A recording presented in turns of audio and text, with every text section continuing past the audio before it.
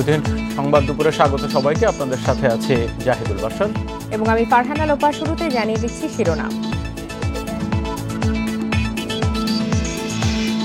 মেডিকেলের প্রশ্ন ফাঁস করা স্বাস্থ্যের সাবেক মেশিনম্যান সালাম চক্রের ৫৪ কোটি টাকার সম্পদ, ব্যাংকে ৬৫ কোটি টাকা।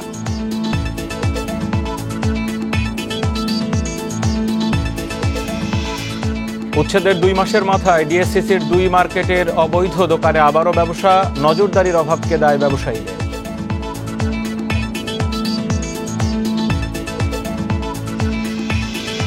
মুক্তিযোদ্ধাদের মাসিক ভাতা ২০,০০০ টাকা করা হবে বললেন প্রধানমন্ত্রী। ইলেকট্রনিক পদ্ধতিতে ভাতা প্রদান কার্যক্রম উদ্বোধন।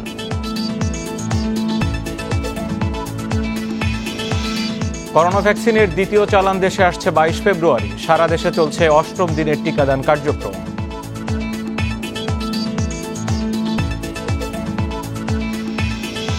পিকে হালদারকে পালাতে সহায়তাকারী কর্মকর্তাদের তালিকা চায় হাইকোর্ট। দুদকের পদক্ষেপ জানাতে নির্দেশ।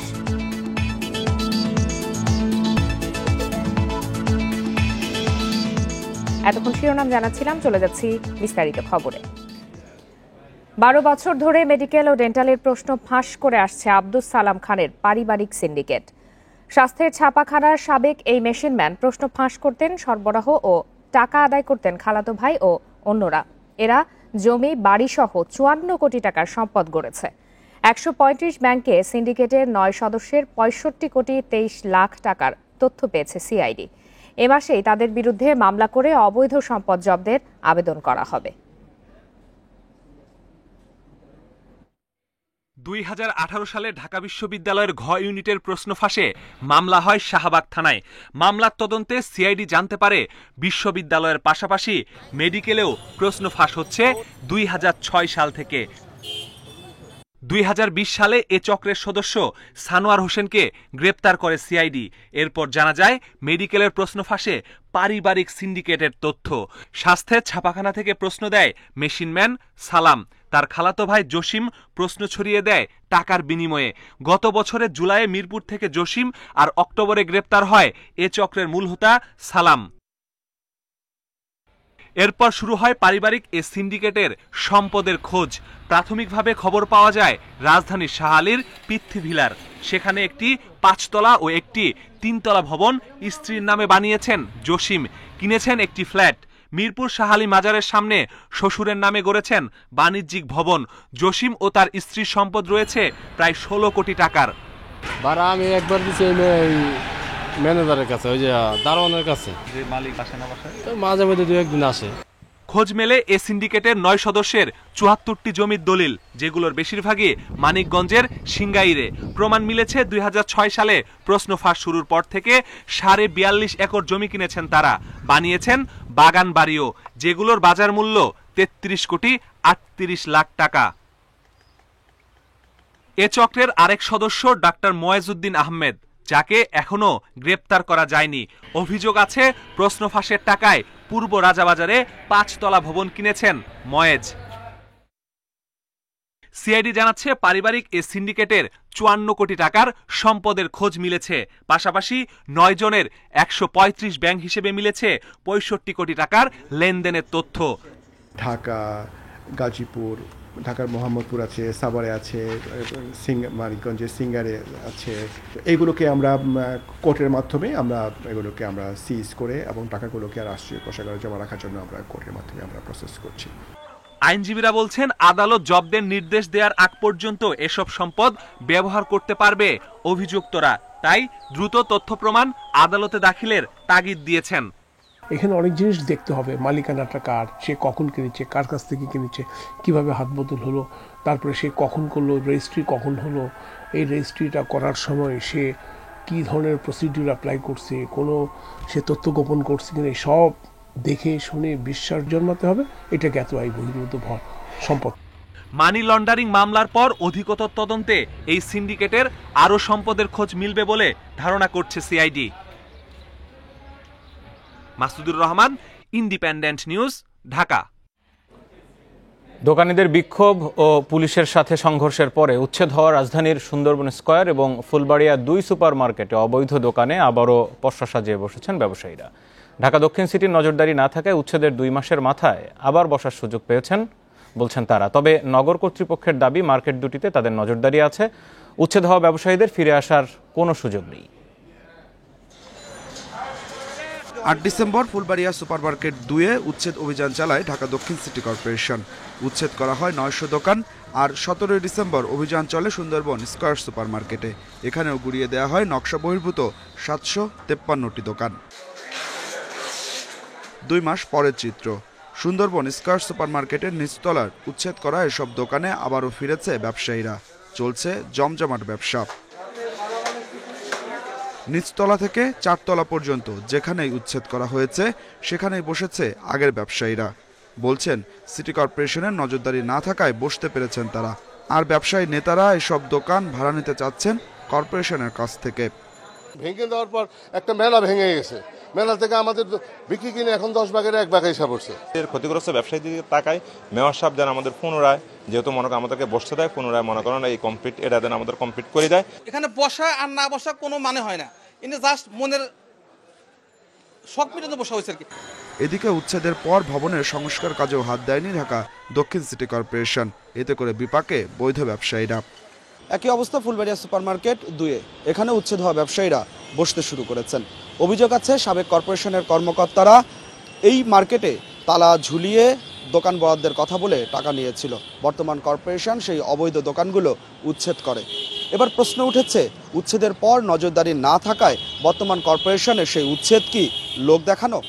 এখানকার ব্যবসায়ীদের সাফ কথা, কেন আবার অবৈধ দোকানে বসেছেন তা জানে সিটি কর্পোরেশন। ভাঙনের পরের থেকে যা দেন সব মনে করেন এই যে এক মহাজন মনে করেন 2-3টা ভাঙ্গা ভালাইছে মনে করেন, এইভাবে রাস্তার মধ্যে ফুটে বয়ারিছে।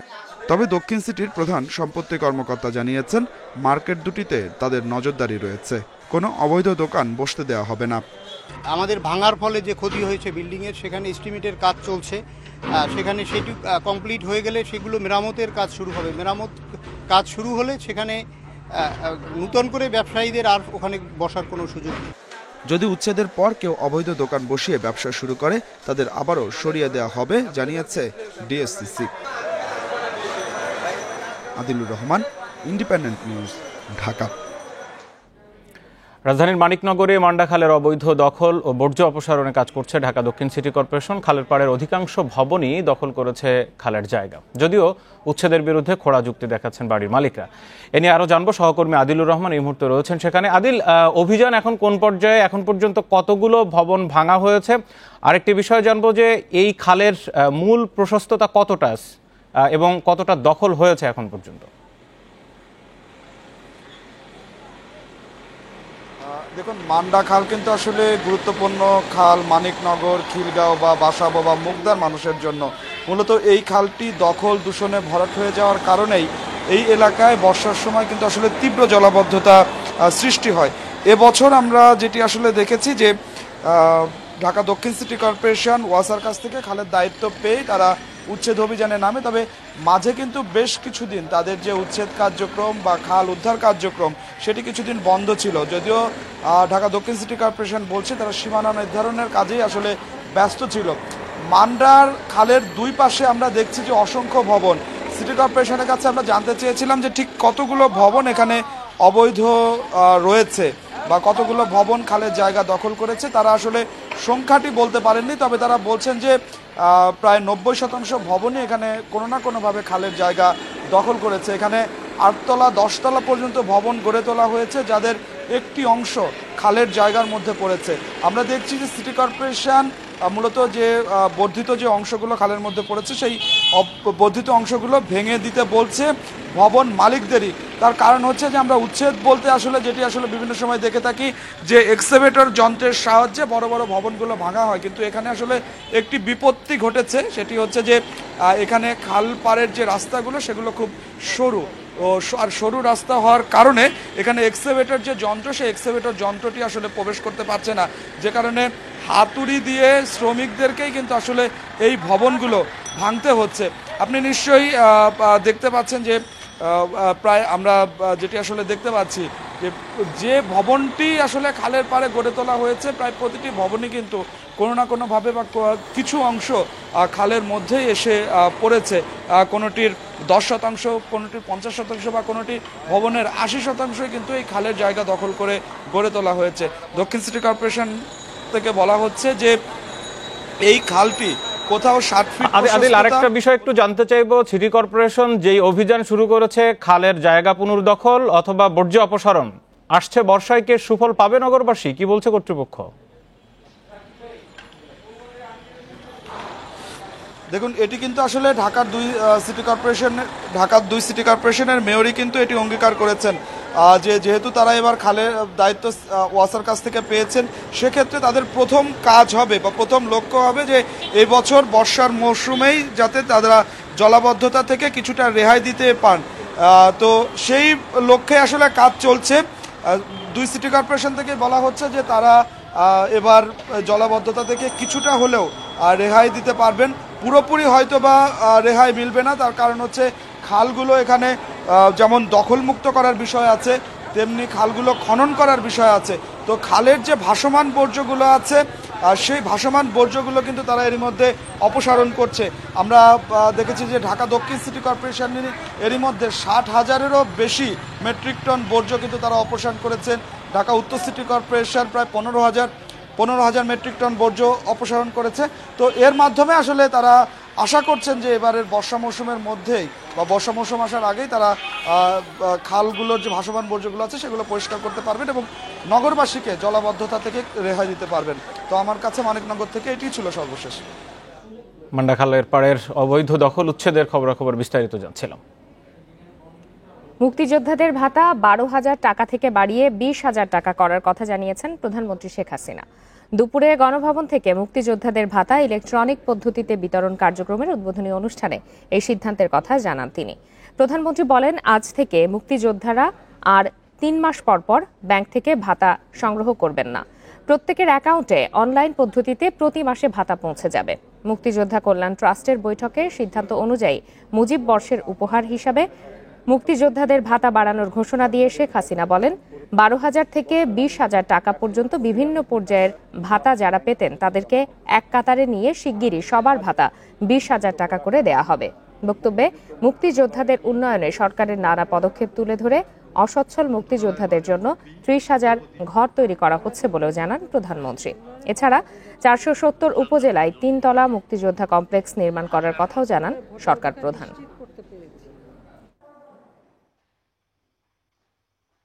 সাধারণ মুক্তিযোদ্ধা এবং তারপরে যারা আছেন 12,000 টাকা পান, এরপর আবার কেউ 15, কেউ 20, সেটা না করে সবাই 20,000 টাকা থেকেই সবাই পাবেন।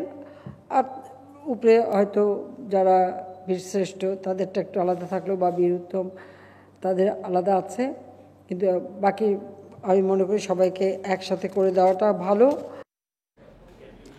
কোনো ধরনের সুরক্ষা ব্যবস্থা ছাড়াই কাজ করছেন বেশিরভাগ নির্মাণ শ্রমিক, এতে বাড়ছে দুর্ঘটনা, প্রাণ হারাচ্ছেন অনেকেই। কলকারখানা ও প্রতিষ্ঠান পরিদর্শন অধিদপ্তর বলছে, বিল্ডিং কোড না মেনে ভবন নির্মাণ করায় দুর্ঘটনার সংখ্যা বেড়ে চলেছে। শ্রমিকদের অধিকার রক্ষায় স্মার্ট কার্ডের মাধ্যমে তথ্য ভাণ্ডার তৈরির কথাও ভাবছে অধিদপ্তর। বিল্ডিং কোড অনুযায়ী কাজের সময় একজন নির্মাণ শ্রমিকের হেলমেট, গ্লাভস, নিরাপত্তা বেল্ট, বুট সহ প্রয়োজনীয় নিরাপত্তা সরঞ্জাম ব্যবহারের কথা থাকলেও তার কিছুই সরবরাহ করে না নির্মাতা প্রতিষ্ঠানগুলো। এতে বাড়ছে দুর্ঘটনা, ঘটছে প্রাণহানি। এদিকে ভবন নির্মাণের সময় নিরাপত্তা বেষ্টনী না দেয় ইট, লোহা সহ নানা ধরনের ভারী জিনিস পড়ে দুর্ঘটনার শিকার হচ্ছেন পথচারীরাও। না, এখানে কোনো সাইড প্রোডাকশন দেয় না এবং করে না, এইভাবে তারা কাজ চালায় যায়। হ্যাঁ, সাধারণ মানুষ মারা যাচ্ছে, কোনো একটা যে সাপোর্টিং দিব এটা কিছুই করে না তারা। সাধারণ সময় টাকা পয়সা দিয়ে ম্যানেজ করা এটা পার পেয়ে যায়, হইলো টাকা পয়সা সামাজিকভাবে এটা মেনটেন করে, এটা তো এই জন্য এরা বিল্ডিং কোড মানে না যে টাকা পয়সা ম্যানেজ করা যায়। সমস্যা কি? ইনস্টিটিউট অব লেবার স্টাডিজের পরিসংখ্যান বলছে, গেল 13 মাসে নির্মাণ কাজ করতে গিয়ে মারা গেছেন 94 জন শ্রমিক, আহত হয়েছেন অন্তত 50 জন। বেশিরভাগ শ্রমিককে শ্রম আইনের আওতাভুক্ত না। প্রথমত সমস্ত নির্মাণ শ্রমিককে শ্রম আইনের আওতায় আনা। বিল্ডিং কোডে যে সমস্ত সুরক্ষার বিষয় বলা আছে, শ্রম আইনেও কিন্তু সুরক্ষার বিষয় বলা আছে। এই দুইটাকে মিলিয়ে এইটা এখানে তদারকির একটা ব্যবস্থা খুব জোরদার করা দরকার, একটা আলাদা টাস্ক ফোর্স করা দরকার। এদিকে লোকবল সংকটের কারণে নির্মাণাধীন ভবনের নজরদারি বাড়াতে পারছে না বলে দাবি কলকারখানা ও প্রতিষ্ঠান পরিদর্শন অধিদপ্তরের। স্মার্ট কার্ড তৈরি করার জন্য আমরা একটা প্রজেক্টের চিন্তা করছি এখনো, এবং এটা আমাদের উপর থেকেও নির্দেশনা আসছে। সেফটি এনশিওর করার জন্য আমাদের সেফটি সেকশনের লোকজন অত্যন্তই কম। যে বর্তমানে অর্গানোগ্রামে যা আছে 101 জন, সেখানে আমরা কাজ করছি মাত্র 43 জন। ভবিষ্যতে আমরা যে অর্গানোগ্রাম আছে সেখানে প্রায় 302 জন সেফটি অফিসারকে রাখা হয়েছে, তারা ইঞ্জিনিয়ার। আমার মনে হয় যে তারা আসলে আমরা আরেকটু নিবিড়ভাবে সেগুলি কাজ করতে পারবো। কোনো নির্মাণ শ্রমিক কাজের সময় দুর্ঘটনার শিকার হলে তাদের জন্য 10,000 টাকা থেকে শুরু করে 2.5 লাখ টাকা পর্যন্ত ক্ষতিপূরণের ব্যবস্থা রয়েছে বলেও জানিয়েছে কলকারখানা ও প্রতিষ্ঠান পরিদর্শন অধিদপ্তর। Biprajit Chanda, independent news, Dhaka. 22 ফেব্রুয়ারি করোনা টিকার দ্বিতীয় চালান আসছে বলে জানিয়েছেন বেক্সিমকো ফার্মাসিউটিক্যালসের ব্যবস্থাপনা পরিচালক নাজমুল হাসান পাপন। কুর্মিটোলা জেনারেল হাসপাতালে টিকা নেয়ার পর তিনি এই তথ্য জানান। সরকারিভাবে পর্যাপ্ত টিকা আসায় এখনই বেসরকারিভাবে টিকা আনার কোনো পরিকল্পনা নেই বলেও জানান তিনি। সারা দেশের টিকা প্রদানের 8ম দিনে কুর্মিটোলা জেনারেল হাসপাতালে টিকা নিলেন বেক্সিমকো ফার্মাসিউটিক্যালসের ব্যবস্থাপনা পরিচালক নাজমুল হাসান পাপন। টিকা প্রদানের ব্যবস্থাপনায় সন্তুষ্টি প্রকাশ করে তিনি জানান, টিকার দ্বিতীয় চালান আসবে 22 ফেব্রুয়ারি।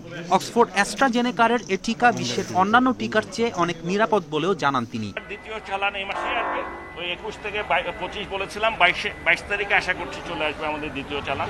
প্রত্যেক মাসে তাই হবে। পরিমাণটা এখন একটু কম আসবে, এক্সাক্ট পরিমাণটা বলতে পারছি না, তবে 20-30 লাখের মতো আসবে। সরকারি ব্যবস্থাপনায় পর্যাপ্ত টিকা পাওয়া যাওয়ায় এখনই বেসরকারিভাবে টিকা দেশে আনার কোনো পরিকল্পনা নেই বলেও জানান তিনি। এই ভ্যাকসিনটার সবচেয়ে বড় জিনিসটা হচ্ছে this is the safest vaccine. আমি যেটা প্রথম থেকে বলে আসছি, এফিকেসি ডেফিনেটলি আছে, কিন্তু সবচেয়ে বড় গুণ এটা হচ্ছে this is one of the safest vaccine, এবং এটা না নেওয়ার কোনো কারণ নেই। নাজমুল হাসান পাপন বলেন, এখন পর্যন্ত অত্যন্ত সুষ্ঠুভাবে সারা দেশে টিকা দেয়া হচ্ছে। অনেক উন্নত দেশ থেকেও বাংলাদেশের টিকা প্রদান কার্যক্রম উন্নত, এটা দেশের বড় অর্জন বলেও উল্লেখ করেন তিনি। ফেরদৌস ইসলাম, ইন্ডিপেন্ডেন্ট নিউজ। আজও দেশের বিভিন্ন কেন্দ্রে করোনার টিকা নিতে আগ্রহীদের ভিড় দেখা গেছে। সকাল থেকে নিজ নিজ কেন্দ্রে যান অনলাইনে নিবন্ধনকারীরা। প্রতিদিনই নিবন্ধনকারীর সংখ্যা বাড়লেও টিকা গ্রহণে গ্রামের মানুষের আগ্রহ দেখা গেছে কম। লক্ষ্মীপুরে রোববার পর্যন্ত টিকা নিয়েছে 11,000-এর বেশি মানুষ। এ পর্যন্ত নিবন্ধন করেছেন 21,500-এরও বেশি। সকালে কেন্দ্রে গিয়ে টিকা নেন লক্ষ্মীপুর 3 আসনের সংসদ সদস্য একেএম শাহজাহান কামাল ও তার পরিবারের সদস্যরা। জেলায় 52 বুথের মাধ্যমে প্রতিদিন সকাল 8টা থেকে বিকেল 3টে পর্যন্ত চলছে এই কার্যক্রম। সুনামগঞ্জের প্রথম দিকে টিকা নিয়ে অনীহা থাকলেও এখন বেশিরভাগ কেন্দ্রে দেখা গেছে দীর্ঘ লাইন। এ পর্যন্ত নিবন্ধন করেছেন 17,316 জন, টিকা নিয়েছেন 14,986 জন। ঝিনাইদহেও বেড়েছে টিকা গ্রহণকারীর সংখ্যা। তবে শহরের মানুষের মধ্যে আগ্রহ বেশি থাকলেও গ্রামের মানুষের টিকা নিতে রয়েছে অনীহা। রোববার পর্যন্ত 9,669 জন টিকা গ্রহণ করেছেন। টিকা গ্রহণকারীদের মধ্যে এখন পর্যন্ত কারো শরীরে পার্শ্ব প্রতিক্রিয়ার খবর পাওয়া যায়নি।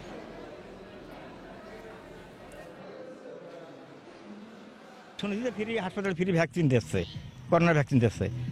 তা আমি আমার কয়েছে অনেক লোকে যা নেওয়ার কথা, আমি আর আমার আছে কি আমি আছে কি নেওয়ার ইচ্ছা নেই, আমি যাইনি নিতে। আমার মনে হয় সবার ভ্যাকসিনটা দেওয়া উচিত আর কি। সার্বিকভাবে পরিস্থিতি খুব ভালো। আমাদের এখানে স্পট রেজিস্ট্রেশনের ব্যবস্থা রাখছেন। যারা এমনিতে ওয়েবসাইট থেকে রেজিস্ট্রেশন করতে পারেন নাই বা পারবেন না, তারা আমাদের এখানে আসতে পারেন। আমরা সরাসরি এখান থেকে রেজিস্ট্রেশন করে আমরা ভ্যাকসিন দেওয়ানোর ব্যবস্থা করব। করোনার টিকা প্রদানের আরো বিস্তারিত জানবো। লক্ষ্মীপুর থেকে রয়েছেন সহকর্মী আব্বাস হোসেন। আব্বাস, গ্রামের মানুষের ভিতরে এখনো অনীহা, তারা খুব একটা নিতে এখনো পর্যন্ত আগ্রহ দেখাচ্ছেন না। লক্ষ্মীপুরে সিভিল সার্জনের পক্ষ থেকে কি কার্যক্রম নেওয়া হচ্ছে আর শহরের কি অবস্থা?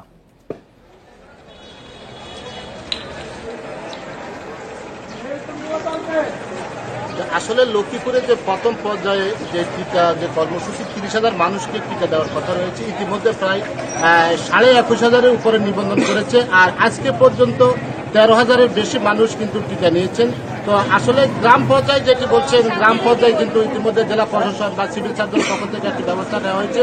প্রতিটি গ্রামে কিন্তু যে ভ্রাম্যমাণ গাড়ি চালু করা হয়েছে, গাড়ির মাধ্যমে কিন্তু গ্রামগঞ্জে যে মানুষের রেজিস্ট্রেশন করে টিকা দেওয়ার ব্যবস্থা করা হচ্ছে এবং প্রশাসনের পক্ষ থেকে। তা আমরা কিছুক্ষণ আগে আমি কথা বলেছি এখানকার জেলা যে সিভিল সার্জন ডাক্তার আব্দুল গাফফারের সাথে, তিনি জানিয়েছেন তাদের যে টার্গেট প্রথম পর্যায়ে 30,000 সেটি কিন্তু তাদের আগামী 2-1 দিনের মধ্যে কমপ্লিট হবে এমনটি বলা হচ্ছে রেজিস্ট্রেশন কার্যক্রম। এরপরে কিন্তু যে টিকার যে কার্যক্রম সেটিও শেষ করা হবে এমনটি বলা হচ্ছে। এরপরে আরো 30,000 মানুষকে কিন্তু টিকার দ্বিতীয় পর্যায়ে ডোজ দেওয়া হবে। তো আজকে সকালে কিন্তু আমি এখন যেখানে আছি লক্ষ্মীপুর সদর হাসপাতাল, এই বুথে লক্ষ্মীপুর 3 আসনের সংসদ সদস্য এ.কে.এম. শাহজাহান কামাল তিনি নিজে এখানে টিকা নিয়েছেন এবং তার পরিবারের সদস্যরা টিকা নিয়েছেন। আমরা সকাল থেকে এখানে দেখেছি প্রচুর পরিমাণে দীর্ঘ লাইনে কিন্তু মানুষ টিকা দিচ্ছেন। মানুষ আনন্দ, এক ধরনের উৎসব উদ্দীপনার মধ্যে দিয়ে মানুষের ব্যাপক আগ্রহের মধ্যে দিয়ে কিন্তু মানুষ টিকা নিচ্ছেন এবং সবাই কিন্তু সুস্থ আছেন আমাদেরকে অনেকে জানিয়েছেন। যারা টিকা নিয়েছেন তাদের সাথেও আমার কথা হয়েছে, অনেকে বলেছেন টিকার যে এক ধরনের গুজব ছিল সেই গুজব দূর করে সবাই টিকা নিচ্ছেন এবং সবাই সুস্থ রয়েছেন। এরপরে কিন্তু এখানে শুধু যে লক্ষ্মীপুর সদর না, লক্ষ্মীপুর, রামগতি, রামগঞ্জ, রায়পুর এবং কমলনগর যে 52টি বুথ রয়েছে, 52টি বুথের মাধ্যমে কিন্তু টিকার যে কার্যক্রম সেটি কিন্তু অব্যাহত রয়েছে এবং সেটি চলমান রয়েছে। তো আসলে সবকিছু যদি মিলে আমরা যদি বলি, লক্ষ্মীপুরে কিন্তু এখন পর্যন্ত মানুষ শান্তিপূর্ণভাবে এই যে টিকা উৎসব উদ্দীপনার মাধ্যমে কিন্তু টিকা গ্রহণ করেছেন এবং সবার মাঝে এক ধরনের আমরা উৎসব দেখেছি এবং দীর্ঘ লাইনে মানুষ দাঁড়িয়ে মানুষ টিকা নিচ্ছে। তো আসলে এরপরও কিন্তু অনেকের মাঝে যে এক ধরনের আমরা বিভিন্ন ধরনের কথাবার্তা শুনেছি, অনেকে বলছে সামান্য অসুস্থ, জ্বর হয়েছে, সেটিও ভালো হয়েছে এমনটি বলা হচ্ছে। তো আসলে লক্ষ্মীপুর এখন পর্যন্ত যে টিকার কার্যক্রম সেটি কিন্তু যে আশাব্যঞ্জক এবং সেটি যে প্রথম পর্যায়ে যে টার্গেট 30,000 সেটি কিন্তু আগামী 2-1 দিনের মধ্যে সেটি শেষ হবে রেজিস্ট্রেশন কার্যক্রম এমনটি বলা হচ্ছে জেলা সিভিল সার্জন কার্যালয়ের পক্ষ থেকে। লক্ষ্মীপুর থেকে টিকাদান কর্মসূচির বিস্তারিত জানছিলাম। কেন্দ্রে গিয়ে করোনা টিকা নিতে নানা অসুবিধা দেখছেন প্রতিবন্ধীরা, এজন্য উঠছে তাদের জন্য বাড়িতে টিকা দেওয়ার দাবি। তবে স্বাস্থ্য মন্ত্রণালয় বলছে প্রতিবন্ধীদের জন্য আলাদা কোনো ব্যবস্থার চিন্তা এখন পর্যন্ত নেই, আর এক্ষেত্রে আছে নানা ধরনের জটিলতাও। মিরপুরের কর্মজীবী মহিলা হোস্টেলে থাকেন ফুলমতি। তাকে চলাচল করতে হয় হুইল চেয়ারে, গাড়িতে ওঠানামায় নিতে হয় অন্যের সহায়তা। তাই কেন্দ্রে গিয়ে করোনা টিকা নেওয়ার বিষয়টি বেশ কঠিন তার জন্য। এত দূর যাইতে হলে নিশ্চয়ই আমাকে সিএনজি কিংবা রিক্সাতে যাইতে হবে। আমি রিক্সা বা সিএনজিতে ট্রান্সফার হতে পারি না, সেখানে আমার একটা বাধা। আর যাইতে হলে কারো সহযোগিতা নিতে হবে। শুধু ফুলমতি নন, কেন্দ্রে যাওয়ার ঝক্কির চিন্তায় টিকা নেওয়ার উৎসাহে ভাটা পড়ছে শারীরিক প্রতিবন্ধকতার শিকার আরও অনেকের।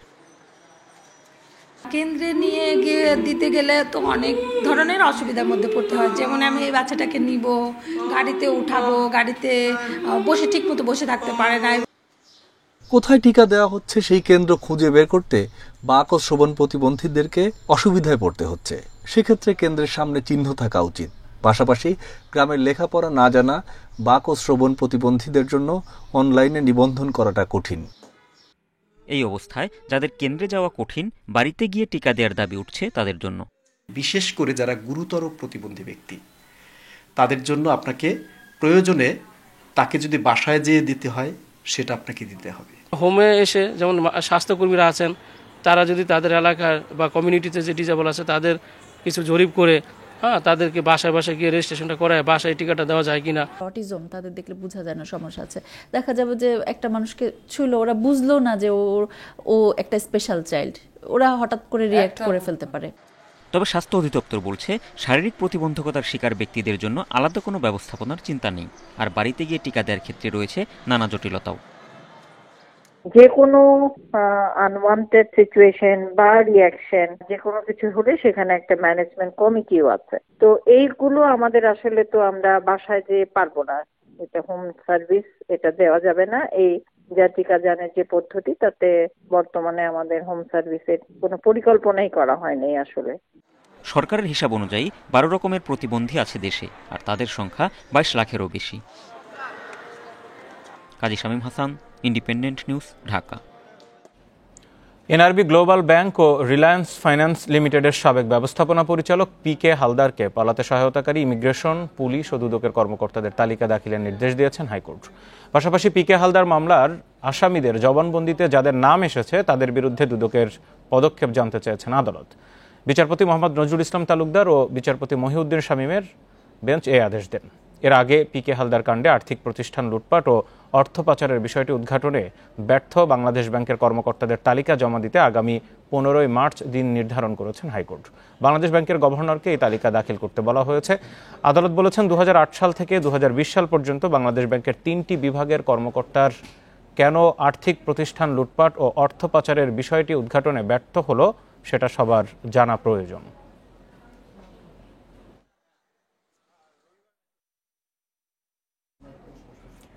চতুর্থ দফার প্রথম ধাপে আজ ভাসানচরে পৌঁছেছেন আরও 2000 রোহিঙ্গা। সকালে চট্টগ্রাম থেকে নৌবাহিনীর জাহাজে করে তাদের ভাসানচরে নেওয়া হয়।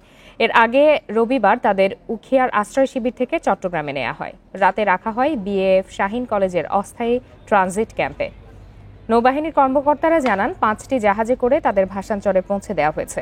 চতুর্থ দফায় ধাপে ধাপে প্রায় 4000 রোহিঙ্গাকে ভাসানচরে নেওয়া হবে বলেও জানিয়েছেন স্থানান্তর প্রক্রিয়ার সঙ্গে জড়িত কর্মকর্তারা।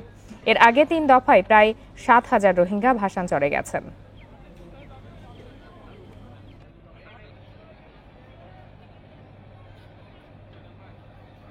খুব শান্তি আছে হেডি আপনার খুব শান্তি হেডে তোমরা আবে এত মনে হইল তোমরা আজ আর শান্তি শান্তি হইব কেন হইব ওখানে যাচ্ছে ওখানে বলে শান্তি করে থাকতে পারে আর ভালো করে চলতে পারে। এখানে ভালো খাবার দিচ্ছে, ভালো আমাদেরকে চালাচ্ছে, সেখানে তাই আমরা চলে যাচ্ছি যেখানে আমরা শান্তি ভাবনা করে থাকতে পারি। পর্যাপ্ত সুযোগ সুবিধা থাকায় ভাসানচরে যেতে আগ্রহ বাড়ছে রোহিঙ্গাদের। কক্সবাজার আশ্রয় শিবির থেকে চতুর্থ ধাপে যাচ্ছে আরও 4000 রোহিঙ্গা। এখনও এ নিয়ে আন্তর্জাতিক দাতাদের আপত্তি থাকা দুঃখজনক বলে মনে করেন পররাষ্ট্রমন্ত্রী। তিনি জানান, ভাসানচরে মানবিক সহায়তা কর্মসূচি চালুর প্রস্তাব দেওয়ার পরও সাড়া দিচ্ছে না জাতিসংঘের সংস্থাগুলো। কক্সবাজারে প্রায় 8.5 লাখ রোহিঙ্গা আশ্রয় নিয়েছে 6500 একর জমিতে। আরআরসির হিসেবে প্রতি বর্গ কিলোমিটারে বাস করছে 30 থেকে 40 হাজার রোহিঙ্গা। সে তুলনায় ভাসানচর স্বর্গ বলে মন্তব্য করেছে এখানে আসা সদ্য রোহিঙ্গারা। প্রশিক্ষণ দিয়ে মনে করো হাঁস মুরগি খেত ফেলা গরিবার লাই ইয়া বেশি পালা করছে ইয়ার মানে আর দেশত তো মানে কি এলে শিক্ষা দেবে না ভাই এর দিয়ে শিক্ষা দেবে দিয়ে নিরাপদ আছি। এখন মেয়েটালে ছেলে মেয়ালে অনেক ভালো আছি। এখন ওখান থেকে রাত্রি ঘুমাই পারি নাই। অনেক নিরাপদ দিয়েছে। আমাদের সেনাবাহিনী আছে বা রেভ আছে বা নেভি আছে বা পুলিশ আছে, মানে যেন আমাদের ইয়ানের পরিবেশ ভালো। এই আশ্রয়ণ প্রকল্পে রোহিঙ্গাদের মানবিক সহায়তা নিশ্চিতে কাজ করছে 25টি দেশীয় এনজিও। কিন্তু বারবার প্রস্তাব দেওয়ার পরও ভাসানচরে যেতে সম্মতি দেয়নি জাতিসংঘ। এ নিয়ে আক্ষেপও আছে সরকারের। তারা দিনে দিনে খালি জিনিস ঢুকাচ্ছে, তো দেশে খুব দুঃখজনক। এগুলো দেশ এখানে তারা আসছে ওদের সাহায্য করার জন্য। ওরা যেখানে যাক, দিস ইজ আওয়ার ডিসিশন, যেখানে যাক ওখানে গিয়ে সাহায্য করা উচিত। কিন্তু তারা মাঝখানে যথেষ্ট মানে প্রতিবন্ধকতার সৃষ্টি করছে।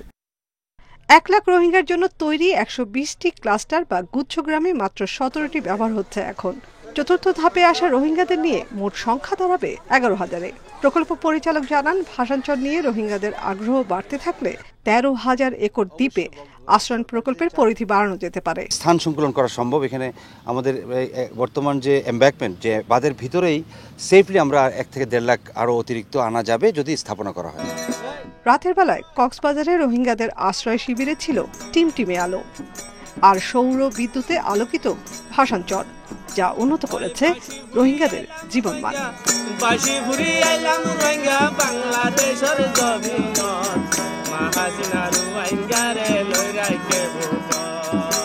নাফিজুল্লাহ, ইন্ডিপেন্ডেন্ট নিউজ, ভাসানচর, নোয়াখালী।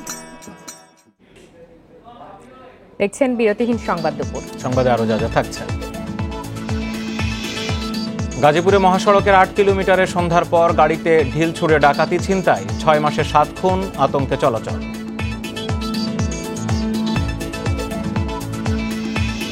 চীনের উহানে 2019 সালেই করোনার 13টি ধরন ছিল, বিশ্ব স্বাস্থ্য সংস্থার তদন্ত দলের দাবি।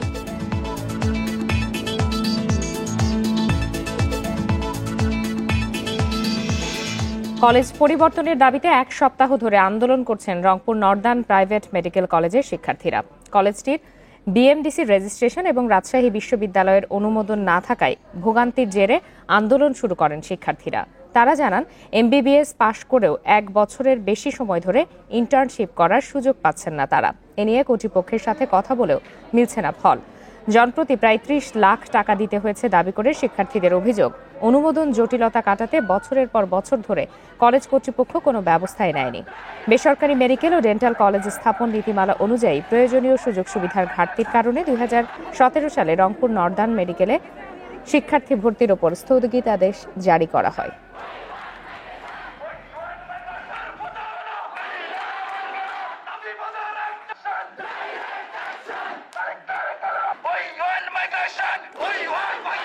বিএমডিসি রেজিস্ট্রেশন এ বিষয়ে আরো বিস্তারিত জানাতে রংপুর থেকে যোগ দিয়েছেন সহকর্মী নজরুল ইসলাম।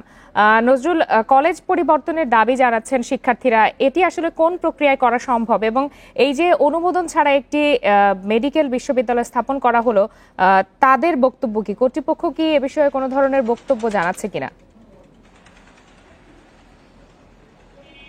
দেখুন, সপ্তম দিনের মতো 350 থেকে 350 শিক্ষার্থী কিন্তু তারা 5 বছর ধরে লেখাপড়া করে যাচ্ছেন, তারা চিকিৎসক হওয়ার আশায়। কিন্তু সেটি কিন্তু যখনই শিক্ষার্থীরা জানতে পেরেছেন যে এই কলেজে কোনো অনুমোদন নেই এবং কলেজ কর্তৃপক্ষের কোনো রেজিস্ট্রেশনে নেই, তারা এই রেজিস্ট্রেশন এবং অনুমোদন না থাকার কারণে এইসব শিক্ষার্থীর যে সার্টিফিকেট দেওয়া হবে তারা ইন্টার্ন চিকিৎসা অন্য কোনো জায়গায় করতে পারবে, এটি আসলে দেওয়ার মতো তাদের কোনো যে দায়িত্বহীনতা এটি কিন্তু না থাকার কারণে তারা কিন্তু দিতে পারছেন না পাওয়ার কারণে কিন্তু আজকে যারা শিক্ষার্থী রয়েছেন অর্থাৎ নেপালি 40 জন সহ বাংলাদেশি 3 থেকে 350 শিক্ষার্থী, তারা কিন্তু তাদের ভবিষ্যৎ অনিশ্চিতের দিকে যাচ্ছে। তারা এভাবেই আন্দোলন করে যাচ্ছে গত কয়েকদিন ধরে, অর্থাৎ 7 দিনের মতো চলছে। আজকে কিন্তু ঢাকা থেকে মহাপরিচালক ডাক্তার এনায়েত হোসেন এসেছিলেন, তার কাছে স্মারকলিপি প্রদান করেছেন। স্মারকলিপির পরে তিনি আশ্বাস না দেওয়ার কারণে কয়েকজন শিক্ষার্থী কিন্তু রংপুর মেডিকেল কলেজের সামনে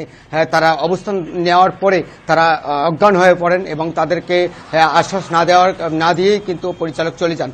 তারপরে তাদের ক্ষোভে এবং তারা যে আত্মনাদ করছেন, তারা বলছেন যে 30 থেকে 40 লক্ষ টাকা দিয়ে তারা শিক্ষা জীবন পরিচালনা করছেন 5 থেকে 6 বছর ধরে।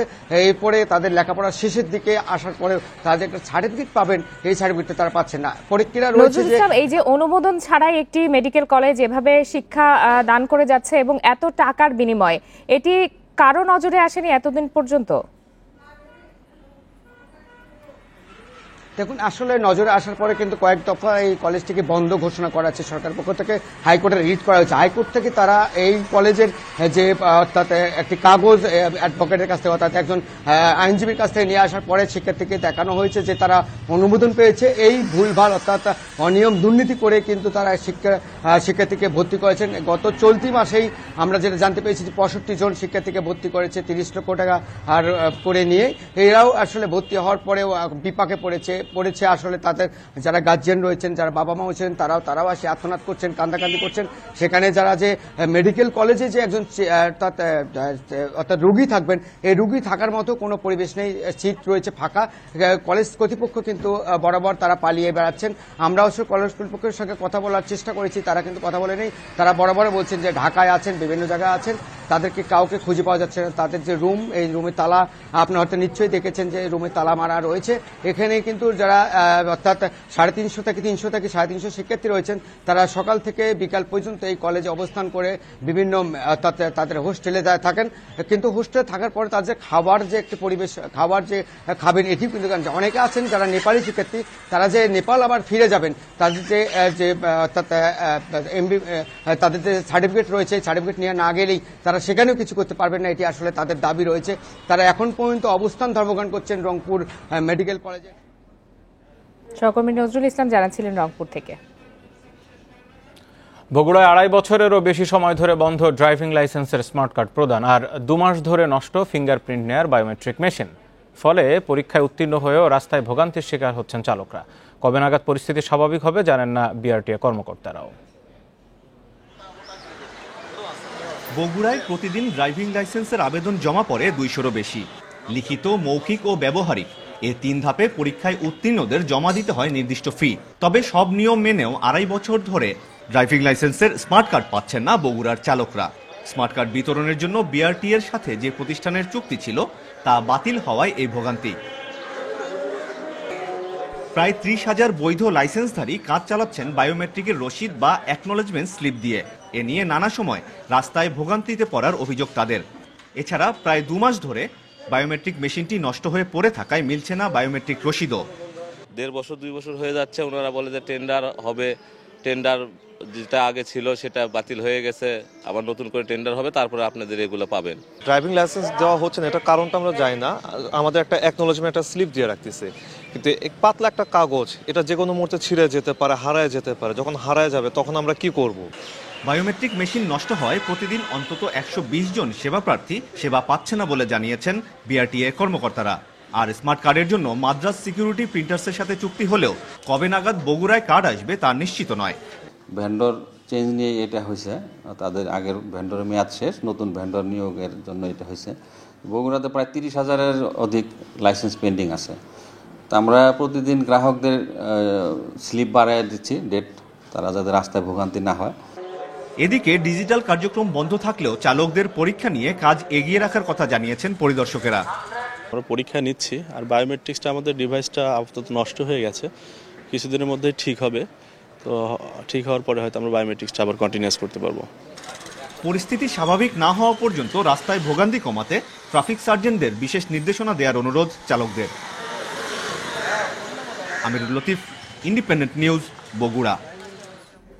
ঢাকা ময়মনসিংহ মহাসড়কে গাজীপুরের পোড়াবাড়ি থেকে রাজেন্দ্রপুর পর্যন্ত আতঙ্ক নিয়ে চলাচল করতে হচ্ছে চালক পথচারীদের। সন্ধ্যার পর নানা কৌশলে গাড়ি থামিয়ে চলে ডাকাতি, ছিনতাইয়ের ঘটনা। গত 6 মাসে এই পথেই ঘটেছে 7টি হত্যাকাণ্ড। এমন পরিস্থিতিতে ওই এলাকায় টহল জোরদারের কথা জানিয়েছে আইনশৃঙ্খলা বাহিনী। ঢাকা ময়মনসিংহ সড়কের 8 কিলোমিটার রাস্তা পড়েছে গাজীপুরের ভাওয়াল জাতীয় উদ্যানের মধ্যে। সন্ধ্যার পর রাস্তাটি আতঙ্কের জায়গা হিসেবে পরিচিত চালক ও পথচারীদের কাছে। রাস্তায় সড়ক বাতি থাকলেও তা নষ্ট, আর 2 বছর আগে বসানো সিসিটিভি ক্যামেরার এখন অস্তিত্ব নেই। এই সুযোগে জঙ্গলে অবস্থান নিয়ে ইট পাথর ছুঁড়ে যানবাহন থামিয়ে অস্ত্রের মুখে চলে ডাকাতি, ছিনতাই। গত 2 মাসে অন্তত 20টি ডাকাতি হয়েছে এখানে। ঢিল চূড়া মারে, পাথর দিয়ে মারে, রড দিয়ে মারে, অনেক সময় আমরা আমাদের গ্লাস ভেঙে যায়। গলাকাইটা মোটরসাইকেল নিয়ে চলে গেছে। ডাকাত দলেরা রেগুলার নিয়মিত এরকম ডাকাতি হয় দিকটা। এখানে কোনো সিকিউরিটিরও ব্যবস্থা নাই, দেখেন কোথাও সিসি ক্যামেরা নাই, তারপর লাইট নাই। সংঘবদ্ধ ডাকাতদের হামলায় গত 6 মাসে পুলিশ সদস্য সহ প্রাণ হারিয়েছেন 7 জন। এসব ঘটনায় সম্প্রতি র্যাবের সঙ্গে গোলাগুলিতে নিহত হয়েছেন 2 ডাকাত। এছাড়া গত 1 বছরে 60 ডাকাত ও হত্যা মামলার 8 আসামি গ্রেপ্তার হয়েছে। র্যাবের উপস্থিতির ফলে এখানে যে ডাকাতিটা বা হত্যাকাণ্ড অনেকাংশেই কমে এসেছে এবং বেশ কিছু হত্যাকাণ্ড র্যাব আইডেন্টিফাই করে প্রকৃত যে হত্যাকারী তাদেরকে আটক করতে সক্ষম হয়েছে। এখানে আমাদের টহল জোরদার করা হয়েছে যেন এখানে কেউ কোনো রকম ডাকাতি বা অন্য কোনো অপরাধ কার্যক্রম ঘটাতে না পারে। রাস্তাটিতে সড়ক বাতি ও সিসিটিভি ক্যামেরা স্থাপন এবং সন্ধ্যার পর আইনশৃঙ্খলা বাহিনীর টহল বাড়ানোর দাবি জানিয়েছেন যানবাহন চালক ও যাত্রীরা। Independent news desk. করোনা অর্থনীতি পুনরুদ্ধারে বিভিন্ন খাত সমান সুবিধা না পাওয়ায় বৈষম্য বাড়ার আশঙ্কা রয়েছে, যা উদ্বেগজনক বলছে centre for policy dialogue, CPD. সকালে ভার্চুয়াল ব্রিফিংয়ে সংস্থাটির এক গবেষণায় উঠে আসে এই তথ্য। সিপিডি নির্বাহী পরিচালক ফাহমিদা খাতুন বলেন, করোনায় দেশের বড় খাতগুলো দ্রুত ঘুরে দাঁড়াতে সক্ষম হলেও ক্ষুদ্র ও মাঝারি খাতগুলোর জন্য তা কঠিন হবে। ফলে অর্থনীতির পুনরুদ্ধারে প্রক্রিয়ায় বৈষম্য বাড়তে পারে। তিনি আরও বলেন, প্রণোদনা প্যাকেজের যথাযথ ব্যবহার না হওয়া ও ব্যাংকিং খাতে অনেক দুর্বলতা রয়েছে, যা টেকসই উন্নয়নের পথে বাধা। করোনা পরবর্তী মূল্যস্ফীতি যাতে না বাড়ে সেজন্য সরকারকে সঠিক নীতি গ্রহণের পরামর্শ দেন সংগঠনের গবেষণা পরিচালক খন্দকার গোলাম মোয়াজ্জেম। চলচ্চিত্রের হারানো ঐতিহ্য ফিরিয়ে আনতে সিনেমা হলগুলোর জন্য 1,000 কোটি টাকার পুনঃ অর্থায়ন তহবিল গঠন করেছে বাংলাদেশ ব্যাংক। এই তহবিল থেকে সিনেমা হল সংস্কার, আধুনিকায়ন ও নতুন হল নির্মাণে 5 কোটি টাকা পর্যন্ত ঋণ দেয়া হবে। এ বিষয়ে প্রজ্ঞাপন জারি করেছে কেন্দ্রীয় ব্যাংক। এতে জানানো হয় এখন থেকে নতুন সিনেমা হল নির্মাণ ও পুরানো হল সংস্কারে 5% সুদে ঋণ পাবেন বিভাগীয় এলাকার হল মালিকরা। আর বিভাগের বাইরের জেলা উপজেলার হল মালিকরা ঋণ পাবেন 4.5% সুদে। প্রথম বছর এই ঋণের কোনো কিস্তি দিতে হবে না ঋণগ্রহীতাদের। ঋণ পরিশোধের জন্য সর্বোচ্চ সময় পাবেন 8 বছর। এদিকে গতকাল জারি করা আরেক প্রজ্ঞাপনে প্রভিডেন্ট ফান্ডে রাখা অর্থের লভ্যাংশকে সুদ বা ইন্টারেস্ট না বলে প্রফিট বা মুনাফা বলার নির্দেশ দিয়েছে কেন্দ্রীয় ব্যাংক।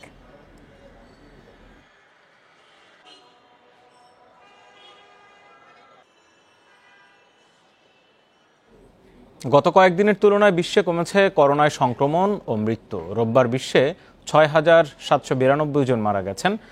নতুন করে শনাক্ত হয়েছেন প্রায় 3 লাখ। এ নিয়ে বিশ্বজুড়ে করোনায় মোট মৃত্যু এখন 24,11,000 ছাড়িয়ে গেল। মোট আক্রান্ত 10,93 লাখেরও বেশি। এদিকে যুক্তরাজ্যে 1.5 কোটির বেশি মানুষ কোভিড ভ্যাকসিনের অন্তত একটি ডোজ পেয়েছেন। যুক্তরাষ্ট্রে একটি ডোজ পেয়েছে অন্তত 3,80,00,000 মানুষ। বিশ্বজুড়ে চলছে ঝুঁকিতে থাকা নাগরিকদের ভ্যাকসিন প্রয়োগ কর্মসূচি। এর ধারাবাহিকতায় কিছুটা কমেছে করোনায় মৃত ও সংক্রমণের দৈনিক সংখ্যা। সংক্রমণ কিছুটা কমায় যুক্তরাষ্ট্রের শিথিল হয়েছে নিষেধাজ্ঞা। যদিও দেশটির সিডিসি কর্তৃপক্ষ সতর্ক করে বলেছে এখনই কড়াকড়ি শিথিল হলে আবারও বাড়তে পারে সংক্রমণ। রোববার দেশটিতে মৃত্যু হয়েছে 1111 জনের। এ পর্যন্ত টিকার প্রথম ডোজ নিয়েছেন 3,80,00,000 মানুষ। যুক্তরাজ্যে 1.5 কোটির বেশি মানুষ কোভিড ভ্যাকসিনের অন্তত একটি ডোজ পেয়েছে। দেশটির প্রধানমন্ত্রী বরিস জনসন জানান, দেশটির মোট জনসংখ্যার 22% দেহে ভ্যাকসিনের প্রথম ডোজ দেয়া সম্পন্ন হয়েছে। এর আগে খুব শিগগির কড়াকড়ি শিথিলের পরিকল্পনার কথা জানান তিনি। মেক্সিকোতে উল্লেখজনক হারে কমেছে করোনায় প্রাণহানি। সোমবার দেশটিতে মৃত্যু হয়েছে 434 জনের। একদিন আগেও এই সংখ্যা ছিল 1200-র বেশি। এমন পরিস্থিতিতে রাজধানীসহ বেশ কয়েকটি শহরে নিষেধাজ্ঞা শিথিল করেছে মেক্সিকো সরকার। আগামী সপ্তাহ থেকে খুলছে জিম, চার্চ ও ইনডোর পুল। নতুন করে 3 জন কোভিড-19 আক্রান্ত শনাক্তের পর নিউজিল্যান্ডের অকল্যান্ডে 3 দিনের লকডাউন ঘোষণা করেছেন প্রধানমন্ত্রী জেসিন্ডা আর্ডার্ন। এ সময় জরুরি পণ্য ক্রয় ও জরুরি কাজ ছাড়া বাড়ির বাইরে যাওয়া যাবে না। নতুন ধরনের করোনার বিস্তার রুখতে অস্ট্রিয়া ও চেক রিপাবলিকের সাথে সীমান্তে কড়াকড়ি আরোপ করেছে জার্মানি। পোল্যান্ডে সংক্রমণ কমায় খুলে দেওয়া হয়েছে হোটেল, থিয়েটার সহ বিনোদন কেন্দ্রসমূহ। বেলজিয়ামে খুলেছে পার্লার, চিড়িয়াখানা ও ক্যাম্পিং সাইট। জাপানে করোনা প্রতিরোধে প্রথমবারের মতো ফাইজার বায়োএনটেকের ভ্যাকসিনের অনুমোদন দেয়া হয়েছে। লেবাননে স্বাস্থ্যকর্মীদের দিয়ে শুরু হয়েছে করোনা ভ্যাকসিন প্রয়োগ কর্মসূচি। জিম্বাবুয়েতে পৌঁছেছে চীনের তৈরি সিনোফার্ম ভ্যাকসিনের 2 lakh dose. Lutfa Fauzia, independent news.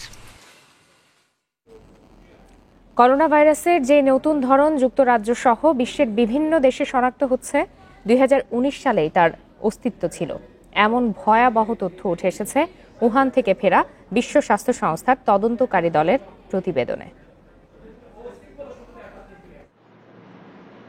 চীনের উহানে প্রথম সংক্রমণ শনাক্ত হলেও করোনা ভাইরাসের উৎপত্তি ও বিস্তার অনুসন্ধানের দাবি আসতে থাকে বিভিন্ন দেশ থেকে। সাবেক মার্কিন প্রেসিডেন্ট ডোনাল্ড ট্রাম্প এটিকে চীনা ভাইরাস অভিহিত করে দাবি করেন ইচ্ছাকৃতভাবে বিশ্বে করোনা সংক্রমণ ছড়িয়েছে বেইজিং। নানা জটিলতার পর এ বছরের শুরুতে চীনের উহানে ভাইরাসের উৎস সন্ধানে যায় বিশ্ব স্বাস্থ্য সংস্থার বিশেষজ্ঞ দল। অনুসন্ধানে যুক্ত থাকা 17 জন বিশ্ব স্বাস্থ্য সংস্থার এবং 17 জন চীনের বিশেষজ্ঞ।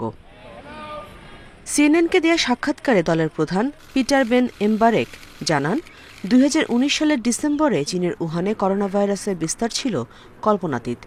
সে সময়ই শহরটিতে করোনার বেশ কয়েকটি ধরনের তথ্য মিলেছে। আংশিক নমুনা পরীক্ষায় উহানে সে সময় 13টি নতুন ধরনের সন্ধান পান বিশেষজ্ঞরা। তাই ডিসেম্বরে প্রথম রোগী শনাক্তের বহু আগেই চীনে করোনা ভাইরাসের সংক্রমণ শুরু হয়ে থাকতে পারে শঙ্কা পিটারের। পরবর্তীতে গবেষণার জন্য 2 লাখ নমুনা সংরক্ষণে রাখা হয়েছে বলে জানান তিনি। গবেষণা দলের এক সদস্য জানিয়েছেন, চীনের কাছে প্রথম সংক্রমিত রোগীদের মূল তথ্য উপাত্ত চাইলেও তারা শুধু একটি সারসংক্ষেপ পেয়েছেন। 2019 সালের ডিসেম্বরের আগে উহানের কোনো ল্যাবে করোনা ভাইরাস নিয়ে গবেষণা করা হয়নি, জানিয়েছেন চীন ফেরত বিশেষজ্ঞ দলটি। দলের সদস্য পিটার ডাসজাক জানিয়েছেন, করোনা ভাইরাসের উৎপত্তিস্থলের খোঁজে এবার নজর দক্ষিণ পূর্ব এশিয়ায় দেয়া হতে পারে। অনুসন্ধান শেষ করতে এ মাসের শেষে আবারও উহানে যাওয়ার কথা রয়েছে বিশেষজ্ঞ দলটির। Nusrat Serin, independent news. পশ্চিম আফ্রিকার দেশ গিনিতে ইবোলা ভাইরাস সংক্রমণে ৩ জনের মৃত্যু হয়েছে। ২০১৬ সালের পর এই প্রথম দেশটিতে ইবোলা ভাইরাসের সংক্রমণে মৃত্যু হল। দেশটির স্বাস্থ্য কর্মকর্তারা বলছেন ৫ জনের শরীরে ইবোলা ভাইরাস শনাক্ত করা হয়েছে। একটি শেষকৃত্যের অনুষ্ঠান থেকে ফেরার পর আক্রান্ত ব্যক্তিদের ডায়রিয়া, বমি ও রক্তক্ষরণ শুরু হয়। গিনির জাতীয় স্বাস্থ্য সংস্থার প্রধান বলেন, দক্ষিণ পূর্ব অঞ্চলের পরিস্থিতি নিশ্চিত করতে আরও পরীক্ষা নিরীক্ষা করা হচ্ছে। শনাক্ত ব্যক্তিদের চিহ্নিত করে তাদের আলাদা করা হচ্ছে। ২০১৩ থেকে ২০১৬ সাল পর্যন্ত পশ্চিম আফ্রিকায় ইবোলা মহামারীতে ১১,০০০-এরও বেশি মানুষ মারা যায়। গিনি থেকে উদ্ভব হয়ে এই ভাইরাস লাইবেরিয়া, সিয়েরা লিওন সহ কয়েকটি দেশে মহামারী আকারে ছড়িয়ে পড়ে।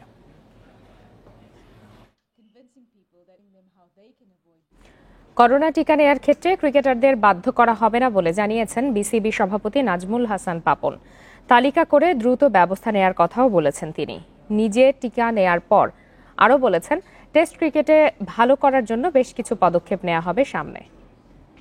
আমরা বাধ্যবাধকতা করিনি, আমরা বলেছি যে খুশি নিতে পারে। 50% অফ দি প্লেয়ার্স নাম দিয়েছে, বাকিরা এখনো দমনায় আছে। ওয়েস্ট ইন্ডিজের মতো টিম যদি টেস্টের আলাদা সেট থাকে, আলাদা টিম থাকে, বাংলাদেশের কেন থাকবে না? আমাদের টেস্টের জন্য একটা আলাদা টিম তৈরি করতে। বিতর্কিত রেফারিংয়ের অভিযোগ এনে বাফুফে সভাপতি কাজী সালাউদ্দিনের কাছে বিচার চেয়েছেন শেখ জামাল ক্লাবের উপদেষ্টা গভর্নিং বডির চেয়ারম্যান মঞ্জুর কাদের। প্রয়োজনে ভিডিও অ্যাসিস্ট্যান্ট রেফারির প্রযুক্তি ব্যবহারেরও দাবি তার। ৮ রাউন্ডের খেলা শেষে আজ প্রিমিয়ার লিগে কোনো খেলা নেই। কাল বসুন্ধরা, শেখ জামাল ও আবাহনী মাঠে নামবে ভিন্ন ভিন্ন ম্যাচে।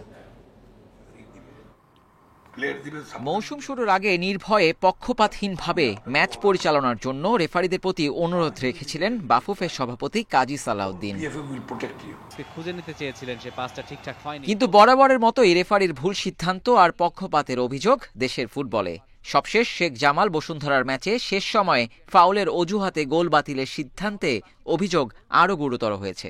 ম্যাচ শেষে আপত্তি জানানোর পর রোববার সংবাদ সম্মেলন করে রেফারি সিদ্ধান্তের প্রতিবাদ করেছে শেখ জামাল। যে গোলটা আমার প্লেয়ার করেছে উইথ বল, সে যেভাবে ফার্স্ট চলে গেছে, Salauddin will appreciate this goal, I am damn sure, and definitely he will take some action against this sort of refereeing. এটা যদি না করা হয় তাহলে এই দেশের ফুটবলের প্রতি কুড়াল মারা হবে, এদেশের ফুটবলের প্রতি চপাটাঘাত করা হবে, অ্যাবসলিউটলি একটা লাথি মারা হবে এই দেশের ফুটবলের প্রতি। শুধু বসুন্ধরার বিপক্ষে ম্যাচটিই নয়, এই মৌসুমে আরও কয়েকবার বাজে রেফারিংয়ের অভিযোগ শেখ জামালের। উদ্দেশ্যমূলকভাবে এমনটা হচ্ছে কিনা বাফুফেকে সেটা খতিয়ে দেখার আহ্বান তাদের। প্রয়োজনে ভিডিও অ্যাসিস্ট্যান্ট রেফারি প্রযুক্তি চালুর দাবিও জানিয়েছেন। ইন্টেনশন আর আনইনটেনশনাল কোনো কিছু না, বাট গোলটা হয়েছে এটা সবাই আমরা স্বচ্ছ সাদা চোখে যদি দেখি ইটস আ গোল। এখন রেফারি বলতে পারবে যে রেফারি কেন এটা বাতিল করেছে। শেখ জামালের অভিযোগ খতিয়ে দেখছে বাফুফে। ওই ম্যাচের ভিডিও ফুটেজ পর্যবেক্ষণ আর রেফারির বক্তব্য শুনেছেন স্বয়ং সভাপতি কাজী সালাউদ্দিন। রেফারি যেটা ব্যাখ্যা দিয়েছেন, বলেছেন যে before gaining the ball positions, Jobe একটা হাত দিয়ে স্লাইডলি পুশ করেছে তপুকে to get the ball positions. এখন আমরা রেফারিংয়ের ভাষায় এটাকে ট্যাকটিক্যাল ফাউল বলি, এবং অ্যাকর্ডিংলি আপনারা দেখবেন বল গোলে প্রবেশ করার আগেই কিন্তু রেফারি বাঁশি বাজিয়েছেন, 2 সেকেন্ড আগেই বাঁশি বাজিয়েছেন। বাফুফে সূত্রে জানা গেছে শেখ জামালের অভিযোগের জবাব দিতে সোমবার আনুষ্ঠানিকভাবে কথা বলবেন কাজী সালাউদ্দিন। Abidur Rahman, Independent news, Dhaka. লা লিগায় ভ্যালেন্সিয়াকে 2-0 গোলে হারিয়ে আবারও পয়েন্ট টেবিলের 2 নম্বরে উঠে এসেছে রিয়াল মাদ্রিদ। এদিকে ইংলিশ প্রিমিয়ার লিগে ওয়েস্ট ব্রমের সঙ্গে ড্র করেছে ম্যানচেস্টার ইউনাইটেড। আর ওবামেয়াংয়ের হ্যাট্রিকে লিডসের বিপক্ষে জয় পেয়েছে আর্সেনাল।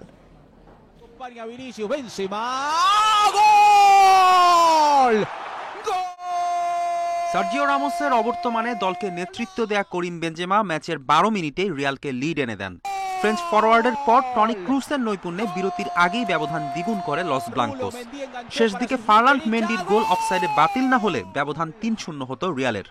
শিরোপার জন্য জয়ের ধারা অব্যাহত রাখার বিকল্প নেই গ্যালাক্টিকোদের। শীর্ষে থাকা আতলেতি 5 পয়েন্ট এগিয়ে আছে রিয়ালের চেয়ে। বার্সা আর সেভিয়াও ছুটছে দুরন্ত গতিতে। ইংলিশ প্রিমিয়ার লিগে আবারও পয়েন্ট খুইয়েছে ম্যান ইউনাইটেড। ওয়েস্ট ব্রোমের মাঠে শুরুতেই গোল হজম করে পিছিয়ে পড়ে রেড ডেভিলস। বিরতির আগে ব্রুনো ফার্নান্দেসের দুর্দান্ত এক শটে সমতায় ফেরে তারা, তবে এরপর আর গোল হয়নি। লিগের শেষ 5 ম্যাচে মাত্র একটি জিতেছে ম্যান ইউনাইটেড। দলটি পয়েন্ট টেবিলের 2-এ থাকলেও শীর্ষে থাকা সিটির সঙ্গে ব্যবধান 7 পয়েন্ট। এদিকে ওবামেয়াংয়ের নৈপুণ্যে লিডসের বিপক্ষে গোল উৎসব করেছে আর্সেনাল। প্রথমার্ধেই জোড়া পূর্ণ করেন ওবামেয়াং, বিরতির পরপরই করেন হ্যাটট্রিক। মাঝে আর্সেনালের হয়ে আরেকটি গোল করেন হেক্টর বেলারিন। শেষ দিকে লিডসের 2টি গোল কেবল হারের ব্যবধান কমিয়েছে। টানা 2 ম্যাচ হারার পর জয়ের দেখা পেল গানাররা। ফেরদৌস ইসলাম, ইন্ডিপেন্ডেন্ট নিউজ। আর এই ছিল আজকের বিরতিহীন সংবাদ দুপুরে। এতক্ষণ সাথে থাকার জন্য ধন্যবাদ। ফেসবুক, ইউটিউব আর টুইটারে চোখ রাখুন সংবাদের আরো বিস্তারিত।